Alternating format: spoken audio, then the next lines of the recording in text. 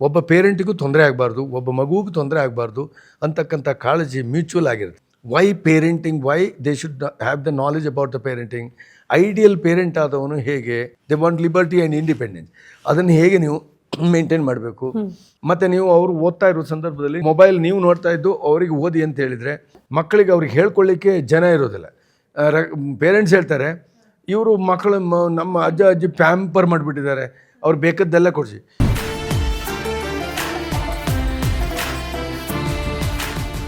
ಮಕ್ಕಳನ್ನೆಲ್ಲ ನಾವು ಸರಿ ಮಾಡೋದು ಸ್ವಲ್ಪ ಸುಲಭನೇ ಅಂತ ಅಂದ್ಕೊಳ್ತೀನಿ. ಕೆಲವು ಪೇರೆಂಟ್ಸ್ ಏನು ಹೇಳಿದ್ರು ಒಪ್ಕೊಳ್ಳಿಕ್ಕೆ ತಯಾರಿರೋದಿಲ್ಲ. ಸೊ ನಿಮ್ಮ ಒಂದು ಶಿಕ್ಷಣ ಸಂಸ್ಥೆಯಲ್ಲಿ ಒಬ್ಬ ಪೇರೆಂಟ್ನೆಲ್ಲ ನೀವು ಕರೆದುಬಿಟ್ಟು ಅವರಿಗೂ ಕೂಡ ಸಮಾಲೋಚನಾ ಸಭೆ ಮಾಡೋದು ಅಥವಾ ಅವ್ರ ಜೊತೆ ಮಾತಾಡೋದು, ಅವರಿಗೆ ಕಾರ್ಯಾಗಾರ ಮಾಡೋದು, ಇದೆಲ್ಲ ಮಾಡ್ತಾ ಇರ್ತೀರಿ. ನಿಮಗದು ತುಂಬ ಯಶಸ್ವಿಯಾಗಿ ನಡೆದಿದೆ ಅಂತ ಅನಿಸಿದೆಯಾ?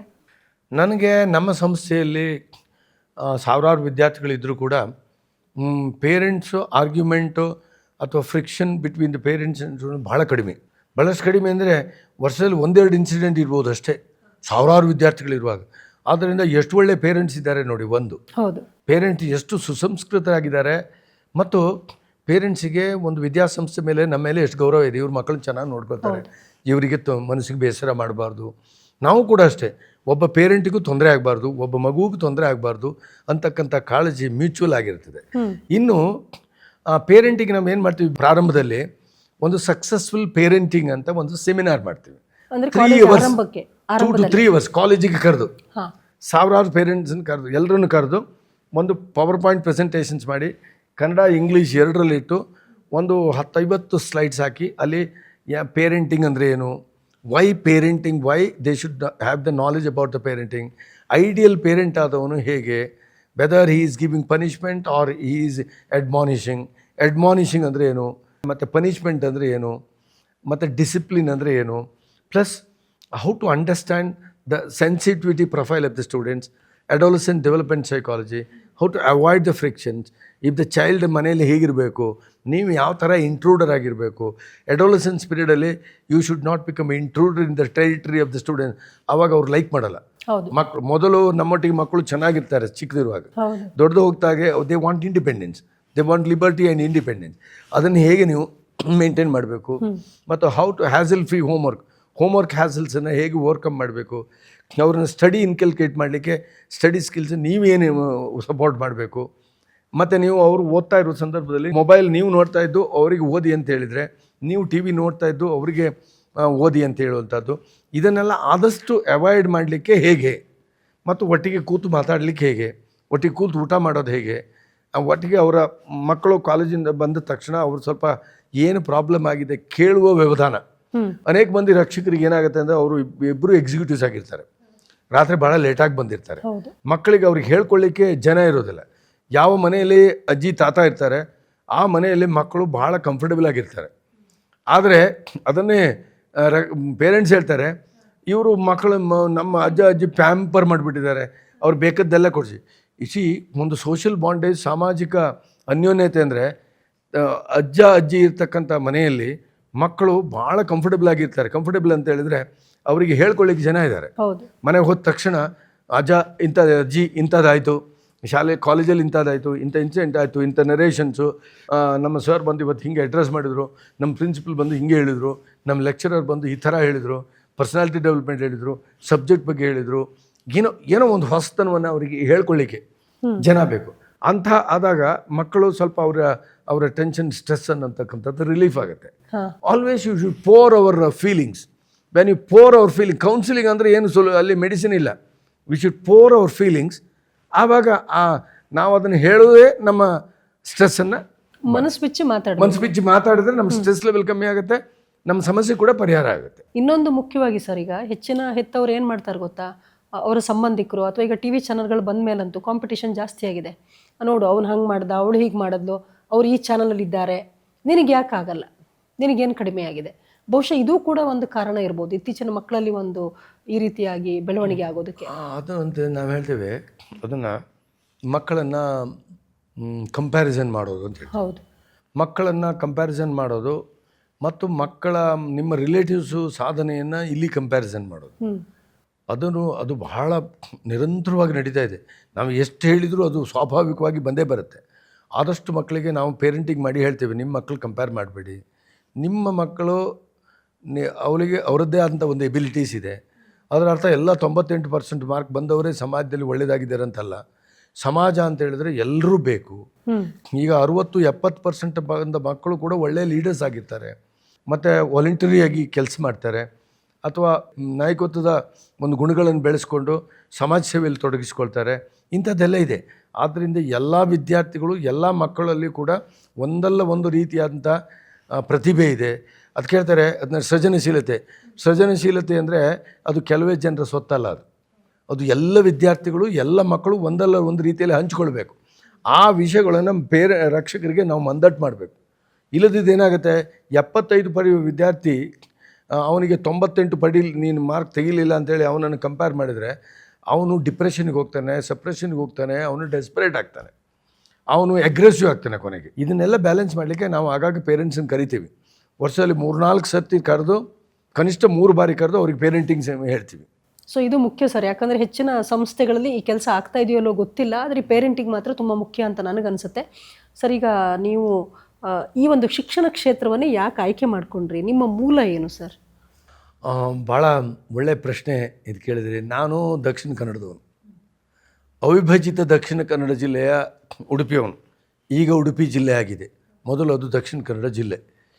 ನಮ್ಮಲ್ಲಿ 42 ವರ್ಷಗಳ ಹಿಂದೆ ಬ್ಯಾಂಕುಗಳಿಗೆ ಹೋಗ್ತಕ್ಕಂಥದ್ದು, ಗ್ರ್ಯಾಜುಯೇಟ್ ಆದ ತಕ್ಷಣ ಬ್ಯಾಂಕ್ ಸಿಗ್ತಿತ್ತು. 5 ನ್ಯಾಷನಲೈಸ್ಡ್ ಬ್ಯಾಂಕ್ಸ್ ನಮ್ಮ ಊರಿದೆ ಇದೆ. ಮೊದಲಿತ್ತು Vijaya Bank, Canara Bank, Syndicate Bank, Corporation Bank, Karnataka Bank ಎಲ್ಲ ನಮ್ಮೂರಿದೆ. ಒಬ್ಬರಲ್ಲಿ ಬ್ಯಾಂಕ್ ನೀವು ಗ್ರ್ಯಾಜುಯೇಟ್ ಆಗಿ ಹೊರಗಡೆ ಬರ್ತಾ ಬ್ಯಾಂಕ್ ಸಿಗ್ತಿತ್ತು. ನಮ್ಮ ಮನೆಯಲ್ಲಿ ನನ್ನ ಬ್ರದರ್ಸ್ ಇಬ್ಬರು ಟೀಚರ್ಸ್ ಇದ್ದಾರೆ, ಇನ್ನೊಬ್ಬರು ಬ್ಯಾಂಕಿಗೆ ಹೋಗಿದ್ದಾರೆ. ನನಗೂ ಬ್ಯಾಂಕಿಗೆ ಹೋಗೋದಾದ್ರೆ ಆಗ್ತಿತ್ತು. ಆದರೆ ನಾನು ಗ್ರ್ಯಾಜುಯೇಷನ್ ಮಾಡಿದ ತಕ್ಷಣ ನನಗೆ ಕಾಲೇಜಿನಲ್ಲಿ ಶಿಕ್ಷಕರು ಪರಿಣಾಮ ಬೀರಿದರು. ನನಗೆ ಹೈಸ್ಕೂಲ್ನಲ್ಲಿ ಒಬ್ಬರು ಪ್ರಕಾಶ್ ಸರ್ ಅಂತಿದ್ದರು. ಅವರು ಸೈನ್ಸ್ ಪಾಠ ಮಾಡ್ತಾಯಿದ್ರು. 3 ವರ್ಷ ಸೈನ್ಸ್ ಪಾಠ ಮಾಡಿದ್ದಾರೆ. ಒಂದು ಚಿಟ್ಟನ್ನು ತರಲಿಲ್ಲ ಅವರು. ಎಲ್ಲ ಪಾಠದ ಸಿಲೆಬಸ್ಸು, ನೋಟ್ಸು ಟೆಕ್ಸ್ಟ್ ಬುಕ್ ಅವ್ರ ತಲೆಯಲ್ಲಿದೆ. ಅವರು ಏನು ಪಾಠ ಮಾಡಿ ನೋಟ್ಸ್ ಕೊಡ್ತಾರೆ ಅದನ್ನು ಓದಿದರೆ ನಮಗೆ 100ರಲ್ಲಿ 100 ಮಾರ್ಕ್ಸ್ ಸಿಗುತ್ತೆ. ಟೆಕ್ಸ್ಟ್ ಬುಕ್ ಬಿಟ್ಟು ಅಷ್ಟು ಮೆಮೊರಿ ಇತ್ತು ಅವರಿಗೆ. ಉಡುಪಿ ಜಿಲ್ಲೆಯ ಕೊಕ್ಕರ್ಣೆ ಅಂತ ಸರ್ಕಾರಿ ಶಾಲೆಯಲ್ಲಿ ಓದ್ದವನು. ಪ್ರಾಥಮಿಕ ಶಾಲೆಯನ್ನು ನಮ್ಮ ಊರಿನಲ್ಲಿ ಶೀರೂರು ಪ್ರಾಥಮಿಕ ಶಾಲೆಯಲ್ಲಿ ಓದ್ದವನು. ಆಮೇಲೆ ಕೊಕ್ಕರ್ಣೆ ಸರ್ಕಾರಿ ಶಾಲೆಯಲ್ಲಿ, ಆಮೇಲೆ ನ್ಯಾಷನಲ್ ಪದವಿ ಪೂರ್ವ ಕಾಲೇಜು ಬಾರ್ಕೂರಿನಲ್ಲಿ. ನಾವು ಶಾಲೆಗೆ ಓದೋದು ಹೇಗೆ ಕೇಳಿದರೆ, ಹೈಸ್ಕೂಲಿಗೆ ಓದೋದಾದ್ರೆ 5 ಮೈಲ್ ನಡಿಬೇಕು. 5 ಮೈಲ್ ನಡೆದು ಒಂದು ಸೀತಾ ನದಿ ದಾಟಿ, ನದಿಗೆ ಒಂದು ದೋಣಿ ಇದೆ ಚಿಕ್ಕದು, ಅದು ಮಳೆಗಾಲದಲ್ಲಿ ಹೋಗೋದಂತ ಹೇಳಿದರೆ ಅದು ದೊಡ್ಡ ಒಂದು ಊರು ಒಟ್ಟಾಗ್ತದೆ ನೆರೆಯಲ್ಲಿ. ಈ ಊರಿಂದ ಆ ಊರಿಗೆ ದೋಣಿಯಲ್ಲಿ ಹೋಗಿ 5 ಮೈಲ್ ಹೋಗಬೇಕು, 5 ಮೈಲ್ ನಡೆದು ಬರಬೇಕು ಆ ಥರ. ಮತ್ತು ಒಂದು ಕೊಡೆ ಇಟ್ಕೊಂಡು ಹೋಗಬೇಕು ಶಾಲೆಗೆ. ಮಳೆಗಾಲದಲ್ಲಿ ಮೋಸ್ಟ್ಲಿ ನಾವು ಶಾಲೆಗೆ ಹೋಗಿ ತುಂಬ ಕಮ್ಮಿ ಅನ್ಸುತ್ತೆ. ಇಲ್ಲ, ಆದರೂ ಕೂಡ ನಾವು ಒಂದು ದಿವಸ ಶಾಲೆ ರಜೆ ಮಾಡೋದಿಲ್ಲ. ಮಳೆಗಾಲದಲ್ಲಿ ವಿಪರೀತ ಆದರೆ ನಾವು ಇನ್ನೊಂದು ದಾರಿ ಇದೆ, ಅದು 7 ಮೈಲ್ ಆಗುತ್ತೆ. ಆ ಮಯೂರ್ಕೊಮೆಂದ ಅಲ್ಲಿ ಬಂದು ರೋಡಲ್ಲೇ ಹೋಗೋದು, ಬಸ್ಸಿನ ರೋಡ್ ನಡ್ಕೊಂಡೆ. ಅದು ಬಸ್ ಇರೋದಿಲ್ಲ, ಬಸ್ ಇಲ್ಲ. ಬಸ್ಸಿಗೆ ಹಣ ಕೊಡ್ಲಿಕ್ಕೆ ದುಡ್ಡಿದ್ರು ಬಸ್ ಇಲ್ಲ. ನಾವು ಮಳೆಗಾಲದಲ್ಲಿ ನಡ್ಕೊಂಡು ಸುತ್ತ ದಾರಿಯಲ್ಲಿ ಹೋಗ್ಬೇಕು. ಬೇರೆ ಸ್ವಲ್ಪ ಮಳೆ ನೆರೆ ಕಡಿಮೆ ಆದ್ಕೂಡಲೇ ದೋಣಿ ದಾಟ್ಕೊಂಡು ಹತ್ತಿರ 1 ಮೈಲ್ 1.5 ಮೈಲ್ ಹತ್ತಿರ ಆಗುತ್ತೆ, ನಡ್ಕೊಂಡು ಹೋಗ್ಬೇಕಿತ್ತು. ಆಮೇಲೆ ಬಾರ್ಕೂರು ಪದವಿ ಪೂರ್ವ ಕಾಲೇಜಿಗೆ ಹೋಗ್ಲಿಕ್ಕೆ ಬೈಸಿಕಲಲ್ಲಿ ಹೋಗಬೇಕು. 12 ಕಿಲೋಮೀಟ್ರ್ ಬೈಸಿಕಲಲ್ಲಿ ಹೋಗ್ಬೇಕು. ಬೈಸಿಕಲ್ನಿಂದಲೇ 12 ಕಿಲೋಮೀಟ್ರ್ ಹೋಗ್ಬೇಕು. ಅಷ್ಟೆಲ್ಲ ಕಷ್ಟ. ಹೌದು, 12 ಕಿಲೋಮೀಟ್ರ್ ಹೋಗಿ 12 ಕಿಲೋಮೀಟ್ರ್ ಬೆಳಿಗ್ಗೆ, 12 ಕಿಲೋಮೀಟ್ರ್ ಸಂಜೆ ಬೈಸಿಕಲ್ ಹೋಗ್ಬೇಕು. ನಮ್ಮ ಮಕ್ಕಳಿಗೆ ಇದನ್ನು ಹೇಳಿದರೆ ಅವ್ರಿಗೆ ಆಶ್ಚರ್ಯ ಆಗುತ್ತೆ. ಅಲ್ಲ, ಅವ್ರಿಗೆ ಅದು ನಂಬಲಿಕ್ಕೂ ಕಷ್ಟ ಆಗುತ್ತೆ. ನಾವು ಇದನ್ನು ಆಯ್ಕೆ ಮಾಡಿಕೊಂಡು, ಯಾಕಂದರೆ ಆ ಶಿಕ್ಷಕರು ಭಾಳ ಪರಿಣಾಮಕಾರಿಯಾಗಿ ಬೋಧನೆ ಮಾಡ್ತಿದ್ರು. ಅದರ ನಂತರ ನನಗೆ ಕಾಲೇಜಿನಲ್ಲಿ ಕೂಡ ಒಳ್ಳೆಯ ಐಡಿಯಲ್ ಶಿಕ್ಷಕರಿದ್ದರು, ಉಪನ್ಯಾಸಕರಿದ್ದರು. ಅದು ಎಂಥ ಐಡಿಯಲ್ ಆಗಿದ್ದಾರೆ, ಅವರು ಬರ್ತಕ್ಕಂಥ ವಿಧಾನಗಳು, ಅವರ ಸಿದ್ಧತೆಗಳು, ಅವರ ಉಡುಪು, ಅವರ ಭಾವ, ಅವರ ಒಂದು ಡಿಸಿಪ್ಲಿನ್, ಅವರ ಡ್ರೆಸ್ ಸೆನ್ಸ್ ಆಗಲಿ, ಅವರ ಪ್ರೆಸೆಂಟೇಷನ್ ಸೆನ್ಸ್ ಆಗಲಿ, ಅವರ ಗೆಸ್ಚರ್ ಪೋಸ್ಚರ್, ಅದೆಲ್ಲ ಇಂಪ್ಯಾಕ್ಟ್ ಆಯಿತು. ಹೇಳಿದ್ರಿ ನೀವು, ನಾನು ಇನ್ಶರ್ಟ್ ಮಾಡೋದ್ರ ಬಗ್ಗೆ ಕೂಡ ಕಟೀಲ್ ಕಾಲೇಜಲ್ಲಿ, ಅದ್ರ ಬಗ್ಗೆ ಹೇಳಿ ಸರ್. ನಮಗೆ ಕಟೀಲಲ್ಲಿ ಹೇಳಿದರು, ನಾವು ನೀಟಾಗಿ ಶರ್ಟೆಲ್ಲ ಟಕ್ ಮಾಡಿ ನೀಟಾಗಿ ಹಾಕಿ, ಪ್ಯಾಂಟು, ಶೂಸು, ಶರ್ಟು, ಪ್ರತಿದಿನ ಶೇವ್ ಮಾಡಬೇಕು ಎಲ್ಲ ಇದೆ. ಈಗಿನ ಕಾಲದಲ್ಲ, ನಾವು ಹಳೆ ಕಾಲದವರು. ಮತ್ತು ಪ್ರತಿ ದಿವಸ ಓದಬೇಕು ನಿತ್ಯ ನಿರಂತರವಾಗಿ. ಇದನ್ನೆಲ್ಲ ಬಂದಾಗ ನನಗೆ ಶಿಕ್ಷಕ ವೃತ್ತಿ ಭಾಳ ಒಳ್ಳೆಯ ವೃತ್ತಿ ಅಂತ ಕಾಣ್ತು. ಆಮೇಲೆ ನಾನು ಭಾಳ ಬೇಗ 27ನೇ ವರ್ಷಕ್ಕೆ ಪ್ರಾಚಾರ್ಯ ಆದೆ ಕಟೀಲ್ ದುರ್ಗಾ ಪರಮೇಶ್ವರಿ ಸರ್ಕಾರಿ ಸರ್ವಿಸ್. ನಾನು ಪೋಸ್ಟ್ ಗ್ರ್ಯಾಜುಯೇಷನ್ ಮೈಸೂರು ಯೂನಿವರ್ಸಿಟಿಲಿ ಮಾಡಿದೆ. ಆಮೇಲೆ ಅಲ್ಲಿ ಕೂಡ ಒಳ್ಳೆ ಪ್ರೊಫೆಸರ್ ಶ್ರೀಕಂಠ ಆರಾಧ್ಯ ಅಂತ ಒಂದು professor is highly knowledgeable person. ಎಂಥ ಪವರ್ಫುಲ್ ಒಂದು ಅವ್ರ ಲೆಕ್ಚರ್. ಇವತ್ತು ನಮ್ಮ ಒಬ್ಬರು ಪ್ರೊಫೆಸರ್ ಮರಿಯಪ್ಪ ಅಂತ ಮ್ಯಾಥಮೆಟಿಕ್ಸ್ ಕಲಿಸಿದ್ರು. ಹ್ಯುಮ್ಯಾನಿಟೀಸಿನವರಿಗೆ ಮ್ಯಾಥಮೆಟಿಕ್ಸ್ ಅಂದರೆ ಕಷ್ಟ. ಅವ್ರು ಮ್ಯಾಥಮೆಟಿಕ್ಸಲ್ಲಿ ಹೈಯೆಸ್ಟ್ ಮಾರ್ಕ್ಸ್ ಸಿಕ್ತು ನಮಗೆ. ಅವ್ರ brown white complexion, brown suit ಹಾಕಿ ಬರೋರು ಬಂದು ಅವ್ರು ಪ್ರತಿ ದಿವಸ ಸೂಟ್ನಲ್ಲೇ ಬರೋರು ಬಂದು ಪಾಠ ಮಾಡೋದು. ಎರಡೂ ಕೈಯಲ್ಲಿ ಚಾಕ್ ಹಿಡಿದು ಎರಡೂ ಕೈಯಲ್ಲಿ ಬರೆಯೋದು. ಒಂದು ಸತಿ ಆ ಕಡೆ ಬರೆಯೋರು, ಒಂದು ಕಡೆ ಬರೆಯೋದು.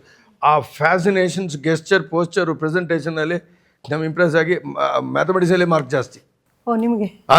ನಮಗೆ ಅಂದರೆ ನಮ್ಮ ಬ್ಯಾಚಿಗೆ ಒಂದು ಅಷ್ಟು ಒಳ್ಳೆ ಪರಿಣಾಮ ಅವ್ರು ಬೇರೆದು. ನಾವು ಹಾಗೆ ಅಧ್ಯಾಪಕರಾಗಬೇಕು, ಉಪನ್ಯಾಸಕರು. ನಾನು ಮಿಲಾಗ್ರೀಸ್ ಕಾಲೇಜ್ನಲ್ಲಿರುವಾಗ ನಮ್ಮ ಪ್ರಿನ್ಸಿಪಾಲ್ ಇದ್ದರು, ಆಂಗ್ಲೋ ಇಂಡಿಯನ್ ಪ್ರಿನ್ಸಿಪಲ್ ಇದ್ದರು. ಅವರು ಆ ಸ್ಪೀಚ್ ಮಾಡುವ ಒಂದು ಆ್ಯಕ್ಸೆಂಟ್ ನಾಲೆಜನ್ನು ನೋಡಿ, ಆ್ಯಂಡ್ ಅವರ ಡಿಗ್ರಿ ಅವ್ರಿಗೆ 18 ಆಲ್ಫಾಬೆಟ್ಸ್ ಇತ್ತು ಅವರ ಡಿಗ್ರಿಯಲ್ಲಿ. ನಾವು ಕೂಡ ಒಂದಲ್ಲ ಒಂದು ದಿವಸ ಯಾಕೆ ಹೀಗಾಗಬಾರ್ದು ಅನ್ನುವ ಒಂದು ಚಿಂತನೆ ನಮ್ಗೆ ಬಂದಿತ್ತು. ಆಮೇಲೆ ನಾನು ಅಧ್ಯಯನ ಮಾಡ್ಕೊಂಡು ಕಂಟಿನ್ಯೂ ಮಾಡ್ಕೊಂಡು ನಾನು ಕೂಡ ಉಪನ್ಯಾಸಕನಾದೆ, ಪ್ರಾಚಾರ್ಯನಾದೆ. ಪ್ರಾಚಾರ್ಯ ಆದ ತಕ್ಷಣ ನಾನೊಬ್ಬ ಯಾಕೆ ಪರಿಣಾಮಕಾರಿಯಾದ ಪ್ರಾಚಾರ್ಯ ಆಗಬೇಕು. ನಾನು 32ನೇ ವರ್ಷದಲ್ಲಿ ನಾನು ಕರ್ನಾಟಕ ಪದವಿ ಪೂರ್ವ ಶಿಕ್ಷಣ ಇಲಾಖೆ ಪ್ರಿನ್ಸಿಪಾಲ್ ಟ್ರೈನಿಂಗ್ಗೆ ರಿಸೋರ್ಸ್ ಪರ್ಸನ್ ಆದೆ. ಎಲ್ಲ ಪ್ರಾಚಾರ್ಯರು 50 ವರ್ಷದ ಮೇಲಿನವರಿದ್ದರು. ನಾನು 32 ವರ್ಷ ಯಂಗ್ ಪ್ರಿನ್ಸಿಪಲ್.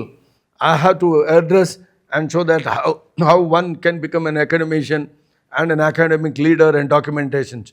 ಇದನ್ನು ಹೇಳುವಾಗ ಎಲ್ಲ ಆಶ್ಚರ್ಯ ಆಗ್ತಿತ್ತು. ಇದನ್ನೆಲ್ಲ ಗಮನಿಸ್ಕೊಂಡು ಮುಂದೆ ಬಂದಾಗ ನಮಗೆ ಶಿಕ್ಷಕರಿಂದ, ವಿದ್ಯಾರ್ಥಿಗಳಿಂದ ಮತ್ತು ರಕ್ಷಕರಿಂದ ಸಿಗ್ತಕ್ಕಂಥ ಪ್ರೀತಿ, ಗೌರವ ಇದೆಯಲ್ಲ, ಅದು ಬಹಳ ಖುಷಿ ಕೊಡುತ್ತೆ. ನಾನೊಬ್ಬ ಪ್ರಾಚಾರ್ಯನಾಗಿ ಬಂದು ವಿದ್ಯಾಸಂಸ್ಥೆಯನ್ನು ಮಾಡಿದ್ದು. ನಮ್ಮ ಸಂಸ್ಥೆಗೆ ಭಾಳಷ್ಟು ಜನ, ಸಾವಿರಾರು ಮಂದಿ ವಿದ್ಯಾರ್ಥಿಗಳು ಬರಬೇಕಂತಿದ್ರೆ ಆ ರಕ್ಷಕರು ನಮ್ಮ ಮೇಲೆ ಇರ್ತಕ್ಕಂಥ ಗೌರವ, ವಿದ್ಯಾರ್ಥಿಗಳಿಗೆ ನಮ್ಮ ಮೇಲೆ ಇರ್ತಕ್ಕಂಥ ಒಂದು ಗೌರವ, ಎಲ್ಲವೂ ಮುಖ್ಯ ಆಗುತ್ತೆ. ಸರ್, ಇಷ್ಟು ದೂರ ಬಂದ ಮೇಲೆ ನನ್ನ ಮಟ್ಟಿಗೆ ನೀವು ಒಬ್ಬರು ಯಶಸ್ವಿಯಾಗಿ ಒಂದು ಶಿಕ್ಷಣ ಸಂಸ್ಥೆಯನ್ನು ನಡೆಸ್ತಾ ಇರುವವರು.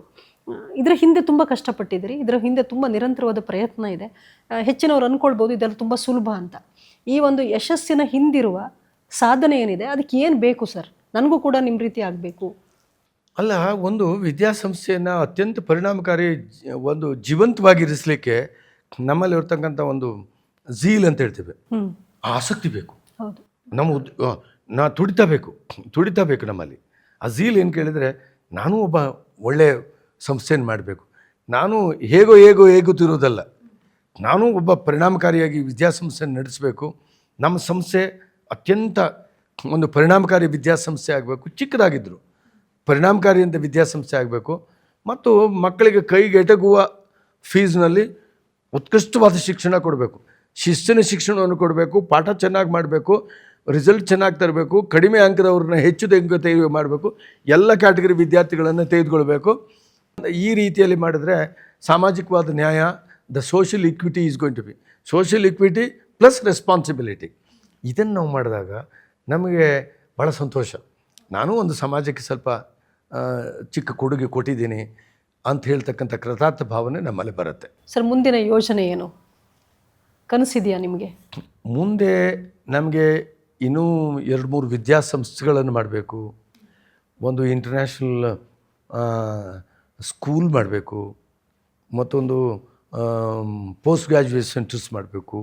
ಇದೆಲ್ಲ ಯೋಚನೆಗಳಿದೆ. ಇದಕ್ಕೆಲ್ಲ ಸ್ವಲ್ಪ ಹಂತವಾಗಿ ಪ್ರತಿಯೊಂದು ಈ ಸಂಸ್ಥೆನ ಒಳ್ಳೆ ಮಟ್ಟಕ್ಕೆ ತಂದು ಮುಂದಿನ ಹಂತಕ್ಕೆ ಅದನ್ನು ಕೊಂಡೋಗಬೇಕು ಅಂತಕ್ಕಂಥ ಒಂದು ಯೋಚನೆ ನಮ್ಮ ಮುಂದೆ ಇದೆ. ಸೊ ಹಾಗಾಗಿ ಇವತ್ತು ಈ ಒಂದು ನಮ್ಮ ಕಾರ್ಯಕ್ರಮವನ್ನು 100 ಜನ ನೋಡ್ತಾ ಇರ್ಬೋದು. ಇವರೆಲ್ಲರಿಗೆ ನೀವು ನೀಡುವಂಥ ಕೊನೆಯ ಸಂದೇಶ ಏನು? ನಾನೊಬ್ಬ ಶಿಕ್ಷಕನಾಗಿ, ಶೈಕ್ಷಣಿಕ ಆಡಳಿತಗಾರನಾಗಿ, ವಿದ್ಯಾಸಂಸ್ಥೆಯ ಮುಖ್ಯಸ್ಥನಾಗಿ ಹೇಳ್ತಕ್ಕಂಥದ್ದು, ವಿದ್ಯಾಸಂಸ್ಥೆಗಳನ್ನು ಕಟ್ಟತಕ್ಕಂಥವರು ಅತ್ಯಂತ ಪ್ರಜ್ಞಾಪೂರ್ವಕವಾಗಿ ಸಂಸ್ಥೆಯ ಮುಖ್ಯ ಉದ್ದೇಶ ಏನು, ಶಿಕ್ಷಣದ ಪರಿಕಲ್ಪನೆ ಏನು, ನಾವು ಸಂಸ್ಥೆಗೆ ಯಾವ ಉದ್ದೇಶದಿಂದ ರಕ್ಷಕರು ಬರ್ತಾರೆ ಅದನ್ನು ಈಡೇರಿಸ್ತಕ್ಕಂಥ ಒಂದು ಗುರುತರವಾದ ಜವಾಬ್ದಾರಿಯನ್ನು ನಿರಂತರವಾಗಿ ನಿಭಾಯಿಸಿಕೊಂಡು ಶಿಕ್ಷಣದ ಗೌರವವನ್ನು ಉಳಿಸ್ತಕ್ಕಂಥ ಕೆಲಸವನ್ನು ನಾವು ಮಾಡಬೇಕಂತಕ್ಕಂಥದ್ದು ನನ್ನ ಸಂದೇಶ. ಸರ್, ಕಾರ್ಯಕ್ರಮಕ್ಕೆ ಬಂದಿದ್ದೀರಿ, ನನ್ನ ಕರೆಗೆ ಹೋಗೊಟ್ಟು ಇಷ್ಟು ಹೊತ್ತಿನ ತನಕ ಅತ್ಯದ್ಭುತವಾದಂಥ ಮಾಹಿತಿಯನ್ನು ನೀಡಿದ್ದೀರಿ. ಈ ಒಂದು ಮಾಹಿತಿಯನ್ನು ನೀಡಿದ್ದಕ್ಕೆ, ಈ ಕಾರ್ಯಕ್ರಮವನ್ನು ಯಶಸ್ವಿಯಾಗಿಸಿದ್ದಕ್ಕೆ ನಿಮಗೆ ಧನ್ಯವಾದವನ್ನು ಹೇಳ್ತಾ ಕಾರ್ಯಕ್ರಮ ಮುಗಿಸ್ತಾ ಇದ್ದೀನಿ. ಧನ್ಯವಾದಗಳು. ಮುಂದಿನ ಬಾರಿ ಇನ್ನೋರ್ವ ಯಶಸ್ವಿ ವ್ಯಕ್ತಿಯ ಜೊತೆಗೆ ಮಾತುಕತೆಯನ್ನು ಮುಂದುವರಿಸೋಣ. ನಮಸ್ಕಾರ.